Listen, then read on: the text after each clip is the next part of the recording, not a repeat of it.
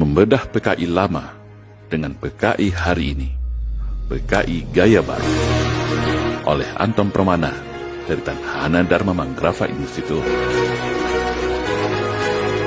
Sastrawan Taufik Ismail dalam puisinya pernah menyebutkan ada satu ideologi di dunia yang telah membunuh manusia sebanyak 120 juta nyawa di 75 negara dalam 74 tahun. Ini adalah pembunuhan terbesar dalam sejarah kehidupan manusia di dunia. Dan ideologi itu bernama komunisme. Di Indonesia, ideologi ini pernah hidup dan diadopsi oleh sebuah partai politik bernama PKI, Partai Komunis Indonesia. Sejarah kebiadaban PKI di Indonesia juga tidak kalah biadab, tidak kalah kejam dan sadis. Tercatat dalam sejarah, PKI di Indonesia telah melakukan pemberontakan berulang kali untuk merubah Indonesia menjadi negara komunis. Tak terhitung korban ribuan nyawa, korban harta yang dijarah dari rakyat Indonesia akibat kebiadaban PKI. Mulai dari pemberontakan 1926, selanjutnya 1948 di Madiun, dan yang paling sadis pemberontakan itu adalah pada tahun 1965 yang kita kenal dengan Gerakan 30 September. Masih segar dalam catatan sejarah bagaimana para kader PKI menculik para bupati, para ulama dan kiai NU, para santri, polisi, para raja kesultanan, bahkan tentara berpangkat jenderal pun mereka bantai. Pembantaian di Madiun, penculikan di pesantren Magetan, ladang pembantaian di Blora, sumur neraka di desa Koco, tragedi Bandar Betsi, pembantaian terhadap Kesultanan Darul Alam Sumatera Utara, hingga penculikan dan pembunuhan terhadap para jenderal senior TNI Angkatan Darat, yang kemudian mereka bantai, kuliti, dan kubur hidup-hidup di sumur lubang buaya.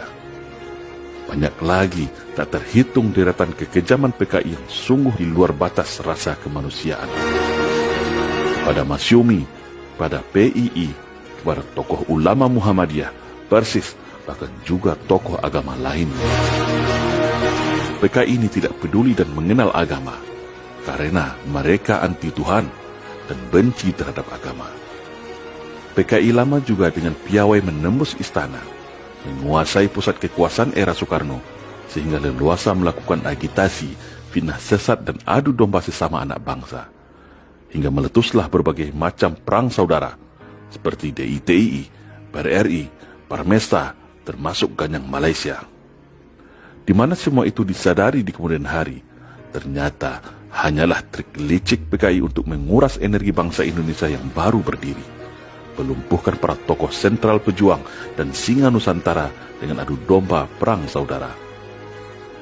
PKI lama dan PKI hari ini sebenarnya tidak jauh berbeda, hanya berbeda pada penggunaan instrumen dan sarana perjuangan semata. PKI lama terfokus kepada bagaimana banyak pengikut mempropagandakan ketidakadilan atas kapitalisme, sentimen antara buruh dan pengusaha, dan isu-isu kerakyatan dengan menggunakan jargon kerakyatan, pro-proletarianism. Tapi tentu isu ini tak laku lagi saat ini.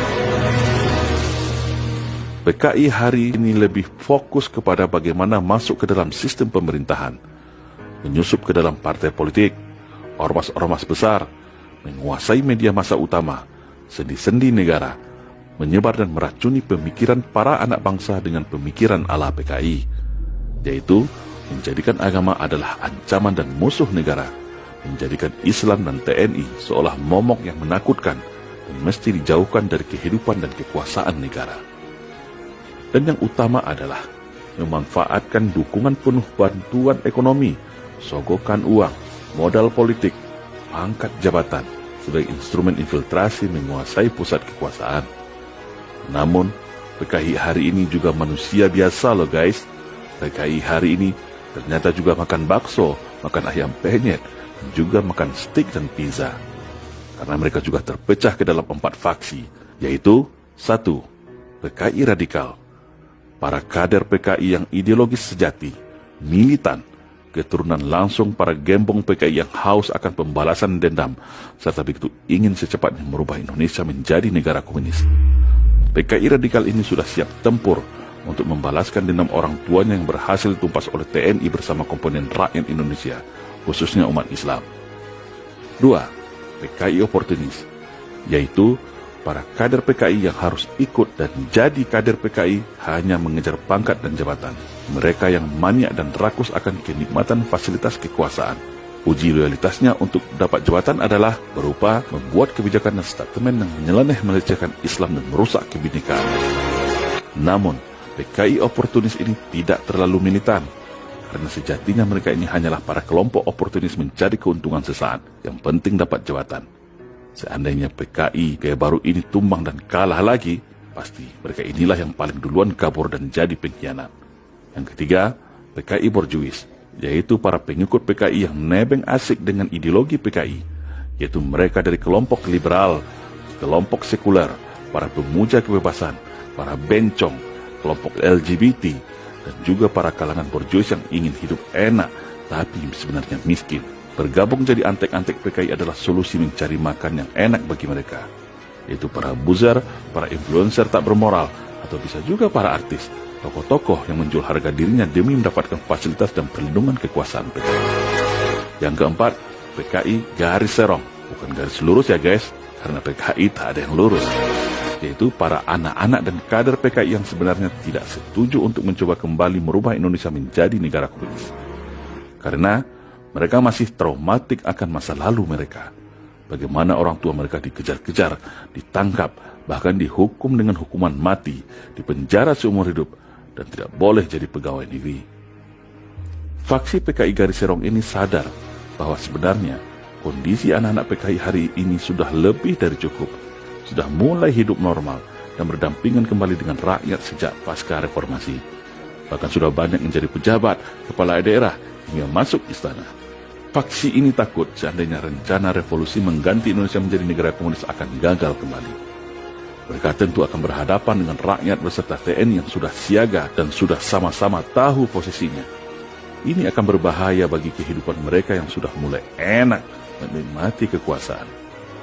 Tetapi faksi PKI radikal begitu percaya diri dan tetap akan menggunakan cara revolusi sebagai pusat gravitasi perjuangan para pengikut komunisme.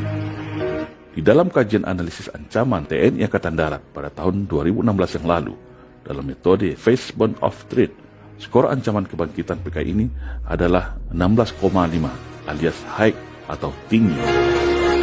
Kalau melihat kondisi hari ini, boleh dikatakan sudah bisa jauh di atas dengan skor 19 plus dengan status akut atau sangat berbahaya. Selanjutnya dalam teori Postelo, gerakan PKI juga sudah sangat menyeluruh, hampir menguasai seluruh lini kehidupan negara dan sendi-sendi negara. Yang paling utama itu gerakan mereka adalah mereka menguasai ekonomi, politik, organisasi, aparatur, dan satu langkah lagi, masalah legalitas. Untuk masalah legalitas, PKI hari ini berhasil menunggangi draft RUU HIP, haluan ideologi Pancasila yang akan menjadi sarana pintu masuk PKI bisa reborn bahkan bisa ikut pemilu pada tahun 2024 nanti. Secara kasat mata, sebenarnya pola PKI lama dengan PKI hari ini banyak yang sama, yaitu dengan mengidentifikasinya melalui cara-cara propaganda, memutarbalikkan fakta, cara mereka adu domba, cara mereka menfitnah, menyebar kebencian, membunuh karakter tokoh dan simbol agama, hingga kriminalisasi terhadap orang-orang yang dianggap jadi ancaman. Fakta sejarah pun mau mereka hapus dan hilangkan. Dan ternyata semuanya saat ini kembali terjadi. Ulama dikriminalisasi, keluarga besar TNI difitnah dan dipenjarakan, agama dilecehkan, energi negara dikuras menuju kolaps dan hutang dan perpecahan sesama anak bangsa. Pemikiran-pemikiran ala komunis banyak mewarnai kebijakan dan narasi hari ini. Namun, meskipun PKI hari ini hampir berhasil menguasai dan mengendalikan kekuasaan, tapi PKI hari ini masih sulit untuk mendapatkan dukungan dari masyarakat banyak. PKI hari ini terbilang elitis dan borjuis, karena hanya mencari kekayaan buat elit kalangan atas mata. Mereka kuat di atas, lemah di arus bawah. Tambah lagi, deklarasi 24 provinsi hanya dalam 1 bulan ini yang tegas dan siap menyatakan perang dengan PKI, cukup membuat PKI berhitung lagi mau revolusi. Secara kekuasaan, PKI hari ini memang superior dan di atas angin. Bisa menggunakan tangan-tangan kekuasaan sebagai algojo berseragam, menghajar para tokoh masyarakat khusus dari kalangan TNI dan Islam menjadi musuh utama PKI hari ini. Tetapi, kesulitan ekonomi, dampak badai COVID-19, hutang negara, serbuan TKA Cina telah menjadi bumerang bagi kemarahan masyarakat terhadap penguasa hari ini. Kenapa bumerang? Dengan semakin banyaknya para kader dan pendukung PKI di dalam tubuh pemerintahan, di mana mereka muncul terang-terangan dengan slogan bangga jadi anak PKI, dengan statement-statementnya yang aneh-aneh, menjadikan masyarakat mudah mengkaitkan hubungan antara keduanya. Apakah PKI hari ini akan mudah melenggang merubah Indonesia menjadi komunis?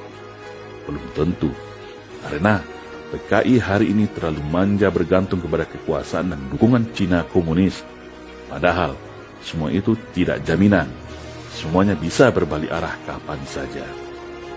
Karena kalau bicara PKI, negara ini satu suara menganggap PKI adalah musuh bersama bangsa Indonesia melalui TAP MPRS nomor 25 tahun 1966 sebagai payung hukumnya. Ditambah Cina pun saat ini sedang terkonsentrasi menghadapi aksi balasan dari Amerika bersama sekutunya atas wabah COVID-19 ini, yang belum tahu ujung nasibnya. Sedangkan di satu sisi rakyat Indonesia sudah sadar semuanya, sudah terjaga dari buayan mimpi manis propaganda PKI selama ini. Maling teriak maling, mengaku pro wong cilik, ternyata wong licik. Mengaku Pancasilais, ternyata antek-antek komunis. Mengaku toleran, ternyata biang dari segala kerusakan. Rakyat Indonesia hari ini hanya menunggu satu saja momentum titik letup untuk kembali bergerak serentak menumpas PKI sampai ke akar-akarnya tanpa ampun. Kalau draft rancangan undang-undang HIP ini dipaksakan untuk disahkan DPR RI, inilah pintu masuk pendobraknya. Apalagi para prajurit TNI yang sudah sangat gerah dan geram merasakan bagaimana fungsi mereka saat ini seakan terkunci, ibarat politik belah bambu, dibuat tak punya kewenangan apa-apa alias macan ompong. Dilemahkan secara sistematis, dan semua itu adalah hasil skenario PKI yang pada masa awal reformasi memboncengi dan memanfaatkan reformasi untuk melumpuhkan TNI melalui Undang-Undang Nomor 34 Tahun 2004. Padahal TNI itu adalah tulang punggung negara. TNI adalah alat pertahanan negara. Tapi mereka lemahkan, mereka borgol dengan bahasa-bahasa manis berbisa atas nama supremasi sipil dan reformasi TNI. Ternyata semua itu palsu dan akal bulus PKI untuk melumpuhkan musuh utama bebuyutannya, yaitu TNI. Hari ini rakyat Indonesia, khususnya umat Islam dan TNI, baru sadar bahwa yang kerok dari semua kerusakan negara hari ini adalah para kader dan anak PKI yang berkolaborasi dengan para pengkhianat negara dan para naga. Rakyat dan TNI sudah sadar, para anak dan kader PKI pun pasti juga sadar. Semua sama menunggu.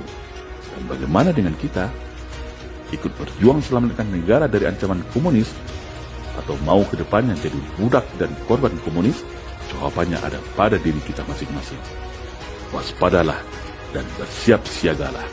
Salam Indonesia Jaya.